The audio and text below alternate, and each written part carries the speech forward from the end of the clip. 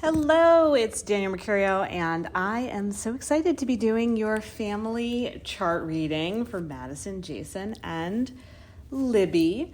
So before we move into this content, I recognize you may be listening on a walk or in your car, but if it's possible, I always like to center in. It allows me to tap a little deeper into our experience together, and it gives you a moment to check out of your day and open up into our experience. So if it's possible, wherever you are, just mindfully giving yourself some permission to shift. Shift from wherever you were before you hit play, whatever you have to do later, and fully allowing yourself to be in this experience together. If it's possible, you can close your eyes or just take a few deep breaths, letting the air move in through the body, no rush, and then just letting it go. Every exhale, releasing, letting go, opening up. And just continue this cycle of breath, breathing in and breathing out, thinking about your family, your little one, as we open up into divine guidance around your charts, your connections, and what's possible. And just take a nice deep breath in and out. And if you had your eyes closed, you can go ahead and open them. And then we'll move into our dynamic. So to start, I want to start with Libby. So essentially with astrology, the way that it works, if you've never had a session before, we're working with a Western astrology, and we are working with the zodiac wheel, with the first sign being Aries. And then after Aries, we move into Taurus and Gemini and so on until we move all the way to the end of Pisces. And these 12 signs make up the zodiac wheel, and it's a 360-degree wheel. And we like to imagine that the zodiac wheel lives underneath the solar system. And so every day, the sun, the moon, and all of the planets move around this game board, the zodiac wheel, at different paces. And so to get a birth chart, what we're doing is we're going back to the day that you were born, back to the moment you took your first breath, back to the hospital where Libby was born, and we are taking a screenshot of the planets on top of that zodiac wheel. And that image becomes the birth chart, which then lets us see what planets were in what sign, at what degree, and what positions they make to each other. And then, after we're done looking at an individual chart, we'll flush up the charts together so we can see where there's similarities, where there may be contrast, where there could be areas to grow and further connect from. So that's essentially what we're doing in this experience. So Libby, when she was born, very unique. She has a lot of Aquarian in her chart. So she was born on January 25th. Of 2020, and the sun was in Aquarius, the moon was in Aquarius, and Mercury were all in Aquarius. And so the sun is who we are by day, the moon is who we are by night, and Mercury is how we think. And so for Libby, she's going to have a lot of Aquarian leading qualities. Aquarian is an air sign, but it's also known as the water bearer. And so essentially the water bearer is this archetype that holds this big jug of water. And it's believed that the water inside the jug is her wisdom, is her resources, is her gifts. And it's very important that when you have a lot of Aquarian in your chart, you're very mindful about how you're distributing your wisdom, your gifts. Some has to be meant for yourself, and some can be shared. And so a big thing for Libby to learn as she gets older is this idea of balance, knowing when it's time to give, when it's time to show up, but also knowing that there's a time and a place to restore, to be alone, to relax. You may find that she already identifies to the water. If that's the case, she's already kind of naturally resourced to the water, understanding that water is how she can decompress, how she can relax. It's a way that she can just kind of, even when she needs a little time to herself, she'll go take a shower or a bath, and that's her way to reset. So that's very important to note with those Aquarian qualities. It also connects to her 12th house, which is her higher self, her spirituality. So I have a feeling Libby is going to be very smart. Smart from the space of intelligence as we see it within our school system, but also very smart in intuitive ways. So she's going to be the one to ask questions that come from her books and come from her teachers at school, but then also questions that come from almost out of nowhere. There may be questions around, why are we here? Our existence, around the idea of God. And clearly, given whatever you and Jason's nature is around those things, you'll answer accordingly or encourage her to find her own studies, her own resources. But Libby is definitely going to be someone that is going to be very curious, if you're not already picking up on that. Very curious, very open-minded. It's very unlikely that she'll be satisfied with like a very quick answer to things, right? Like, why is the sky blue? And you say, because it is. That likely will not be enough, right? Like, well, why? Because it is, or, so, and it doesn't mean that you have to go down these huge rabbit holes with her, but at the same time, being mindful that when she asks questions, she really wants to know. She's really curious. She's really interested in figuring out the why to things, literal things, and then also existential things as well. And, of course, you'll both be able to meet her where she's at in those ways. Jason, very much so, from having a very open mind around life, showing, I think Libby and Jason will really bond through culture and travel and going to museums, learning about, different people, different places, enjoying different types of food, cuisine. There's a very fun element to kind of the adventurous, educational component when it comes to Libby and Jason. And then when the side that we're talking about with Libby comes to Libby and Madison, it's really cool because I think, Madison, you're going to be really able to come forth and help her with her questions and her inquiries around self-care, around love, around relationships, around finding, when it comes to wellness, like, what is intuitive eating? How can I, what do I want to do when it comes to maybe sports or meditation or moving my body? When it comes to the arts, what is it that I'm passionate about?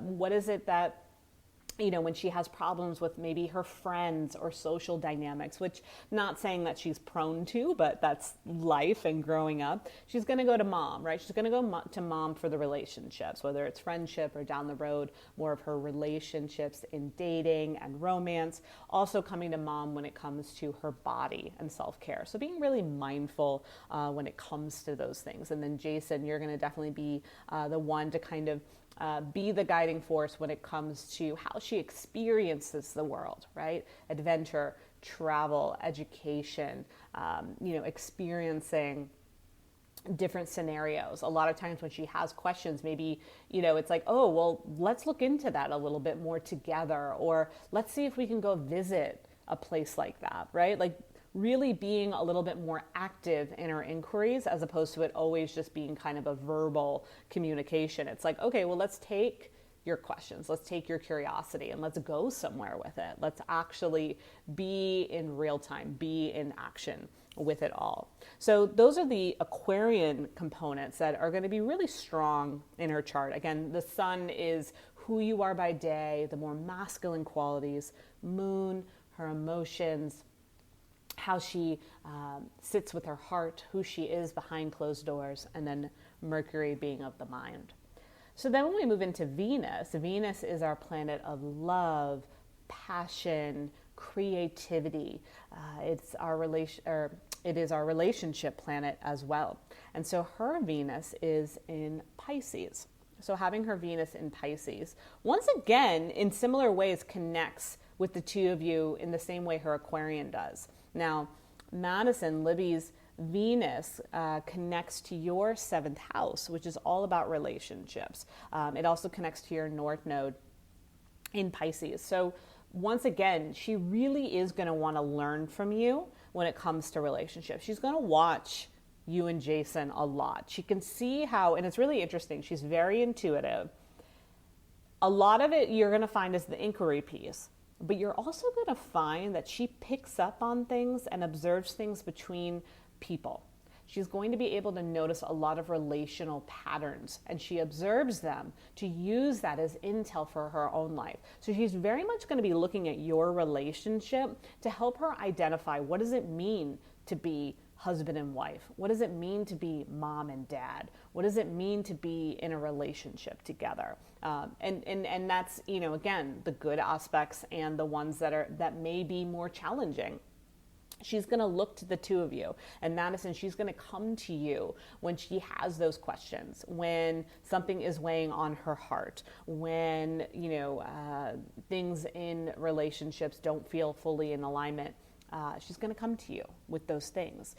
Further, she's going to be someone that likely is going to, I see her, she can really go either way. Like I could totally see her going the athletics route, but then I could also see her going the artistic route as well.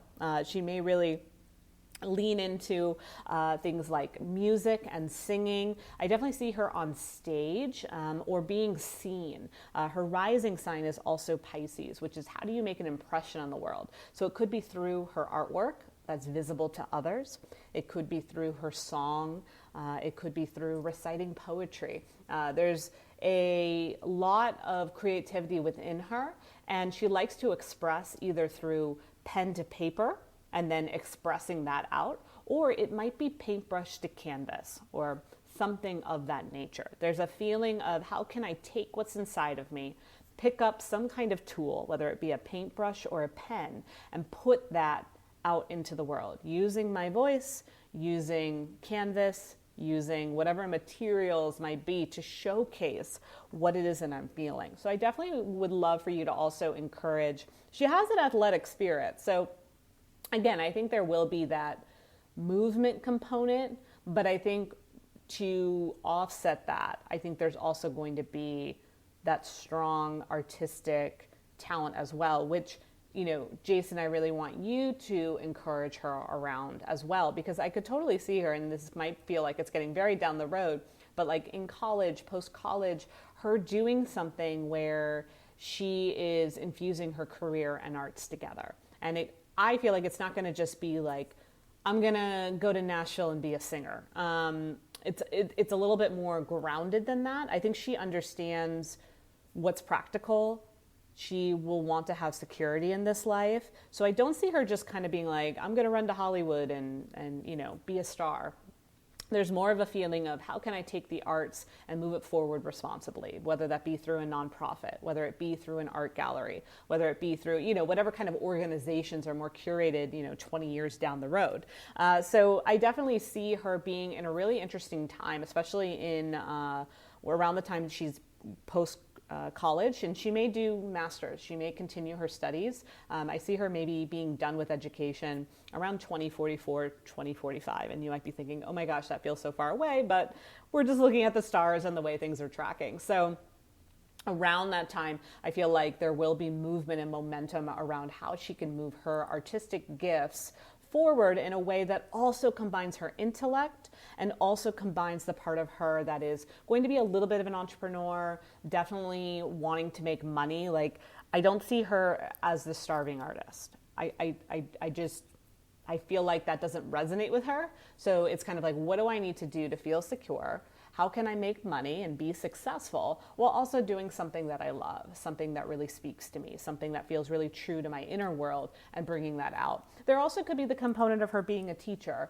It could be art teacher, it could be music teacher. There's definitely an educational component that's also possible. So if that's the case, right, clearly look for those clues. If you're seeing that she's a natural when it comes to one of these areas, encourage it. But also encourage it in a way where it feels like you're co-creating whatever it is together. You never want it to turn into a chore or feel like she's being forced to do something or take it further than what she's comfortable with. It has to be in her own cadence. And there may be moments where she's super all in and hyper focused, and then there may be moments where she's not interested.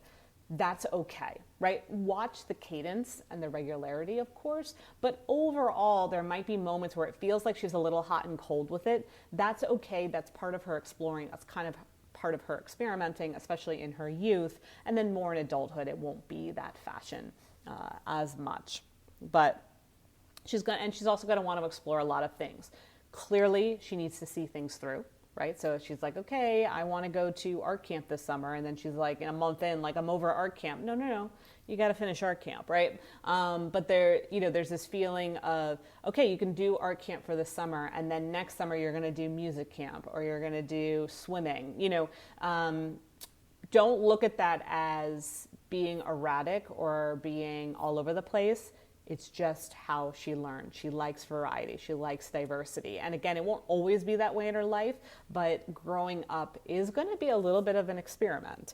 Kind of circling back to the idea of career, Jason, again, I think she'll really come to you for advice when it comes to finances and, job searches and, kind of what that looks like. I don't know if you have any entrepreneur ties as well, but she definitely is going to look to you when it comes to money, career, making a life for herself. And then, Madison, on the flip side, you're definitely more of the one that she's going to go to: love, relationships, social dynamics. So there's that piece.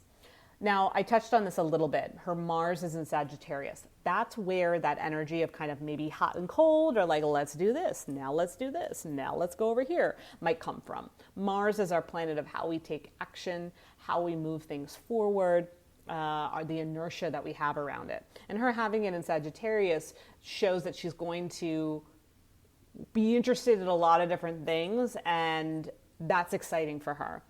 It's exciting to kind of jump around. It's exciting for her to, meet a lot of people. Like I said earlier, she learns from observing, and especially observing people. She is the type of person that I could really see being able to hold her own in any situation, in any dynamic, and also have boundaries of when she feels good about something and when it's time to kind of lean back. Again, Jason, I feel like there's definitely a connection there with your moon in Sagittarius. So your moon is in Sagittarius, and I think once again, she'll kind of want your advice when it comes to boundaries, how she wants to go about doing things. And also too, she's going to come to you when mom's like, all right, no, you got to see this through. And then she's gonna be like, Dad, do I really have to see this through? And you're going to have to be like, yes, right? Again, you're both going to be kind of adventure buddies together and trying out different things. Madison, her Mars connects to you, to your fourth house, which is home. And so having her Mars, which is how she moves forward, how she's called to take action, connected to your area of home, just shows that there might be, it's okay to have a little bit of an unconventional household, right? Almost like when it comes to things like chores, you create them together for the month. And then next month, maybe her chores are a little different. It's not like your chores are you clean your room every Saturday.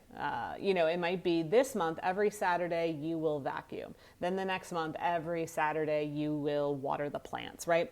Having a little bit of an unconventional household in how you establish rules, how you establish discipline, and don't be afraid when she's old enough to have conversations around what that looks like together. Letting her be a part of how she's part of the household, how, what discipline does look like if, she doesn't follow the rules or, something happens. What does that mean to her?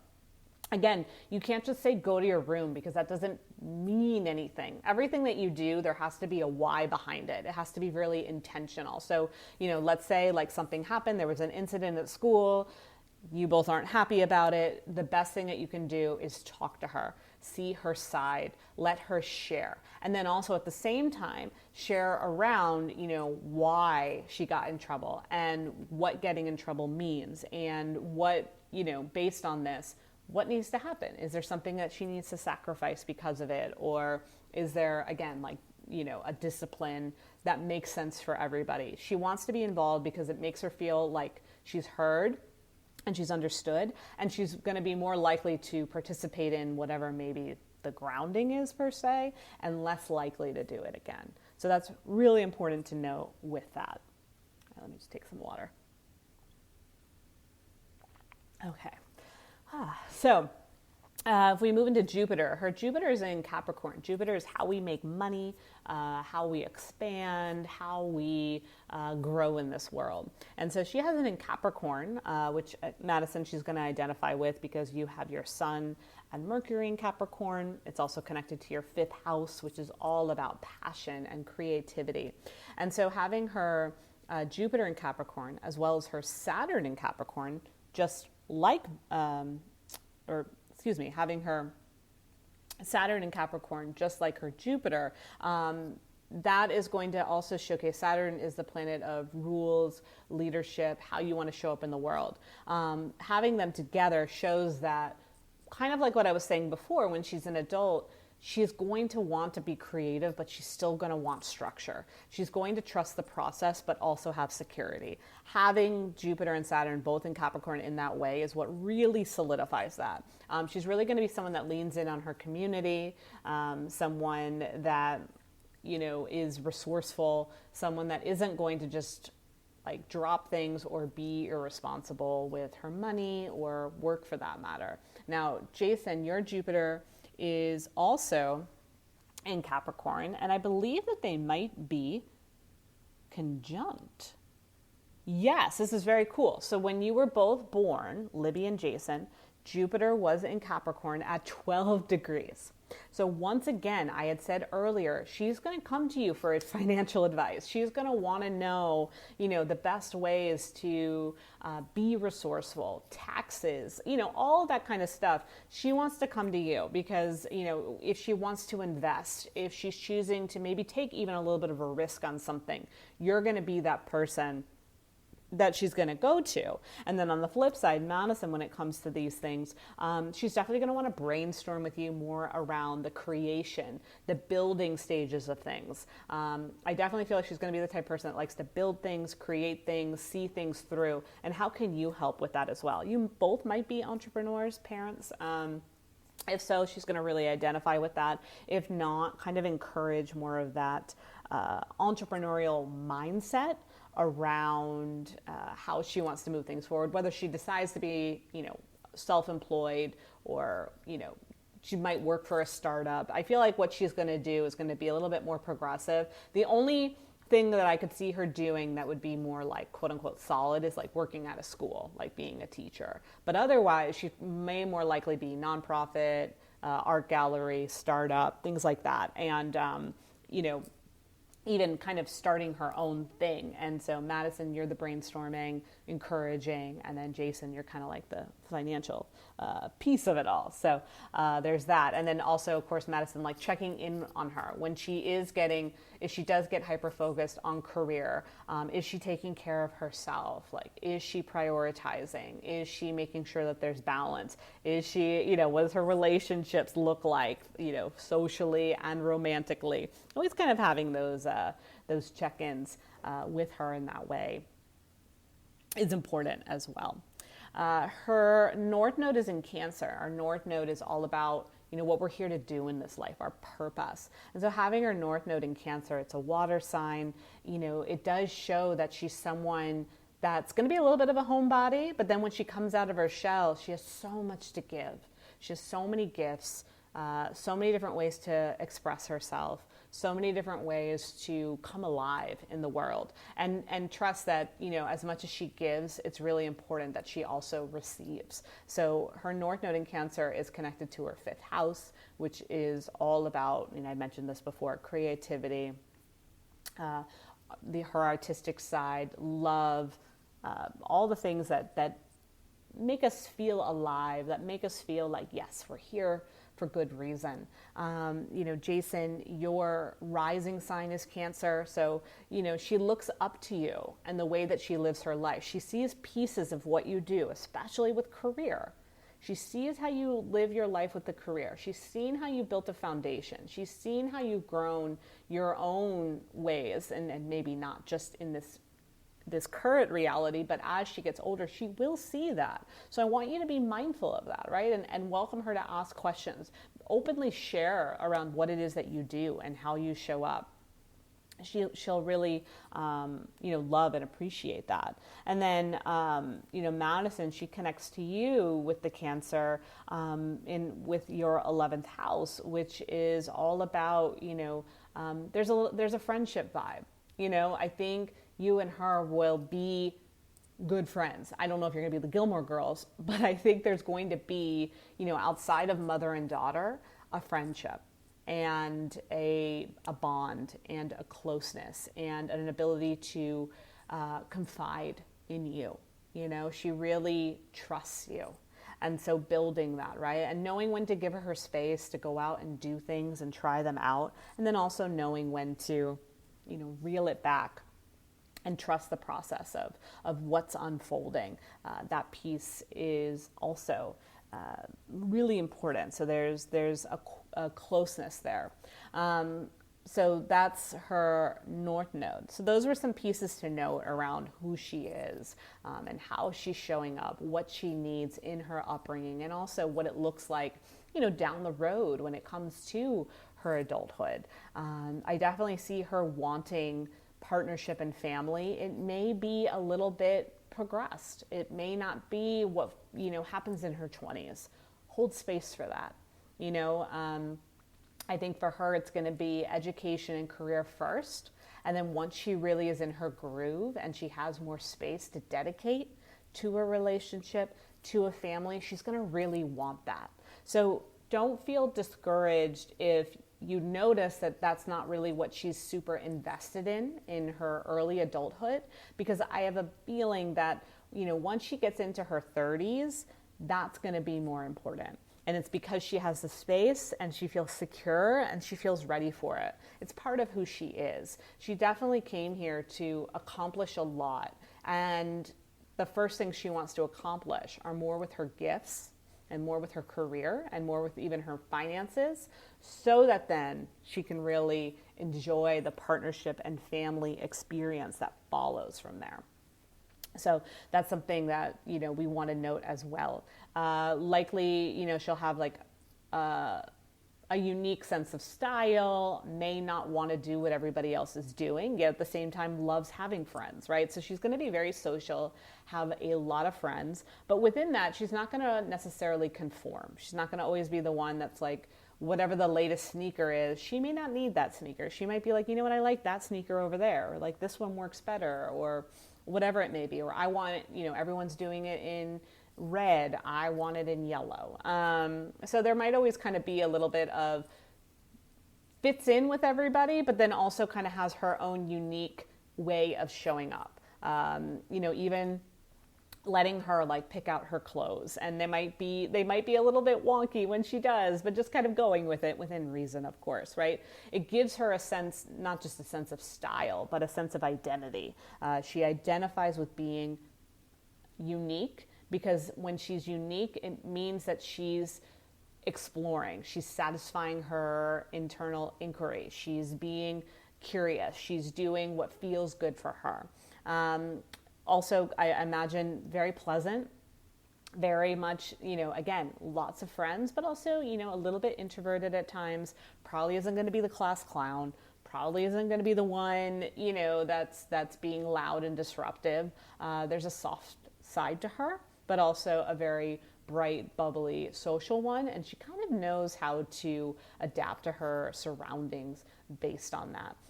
She'll probably have a couple of close friends, and then she'll probably just want to be in a lot of different clubs and groups, and just kind of let her bop around and pick and choose as it feels good.